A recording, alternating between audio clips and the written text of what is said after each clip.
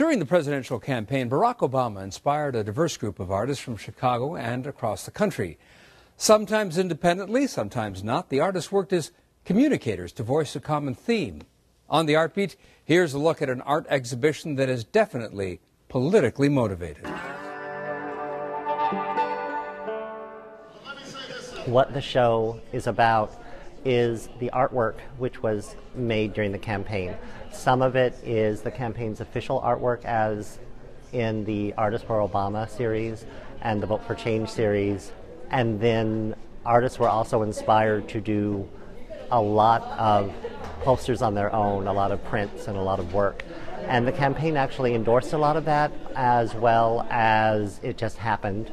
People would make prints to support local fundraisers and other things. The exhibition is called Officially Unofficial, to reflect the artistic contributions of both campaign insiders and outsiders. These two pieces are called slappers, which are the term for posters that are made to just put up on building walls. Not always authorized by the property owner, but this is part of the unofficial portion, where artists who were really sort of down on the street level got inspired and wanted to promote the campaign.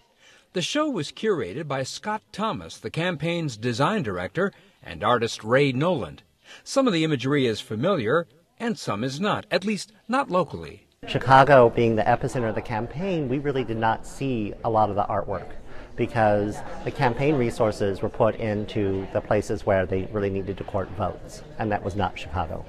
So we also knew that there is a ready audience here for this material. That ready audience has grown to include out-of-town visitors. We're tourists. That's right. We came in for a couple of days. We campaigned in New Hampshire for Obama. We're huge Obama fans, had a huge election party at the house. And so to be able to see all this artwork, it's just, we've seen a lot of it online, but to be able to see it up close, it's really inspirational, I think.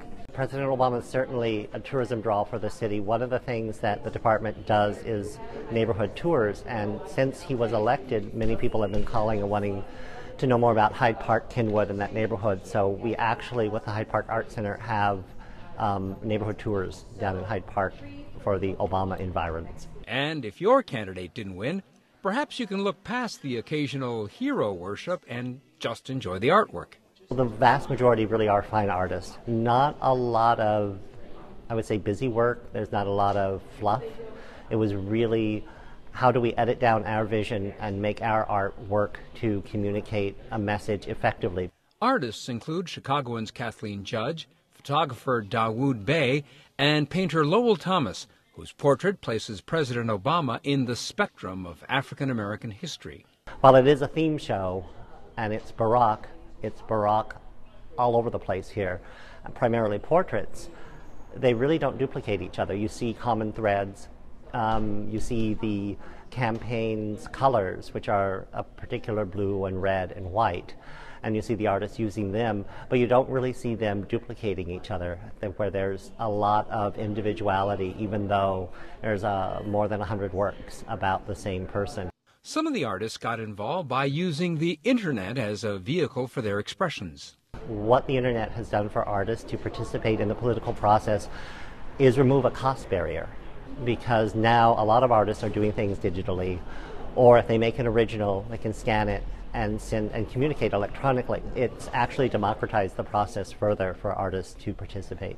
The campaign just had a really sort of young and lively way of engaging the arts and engaging their design aspect that really hasn't been done in previous campaigns.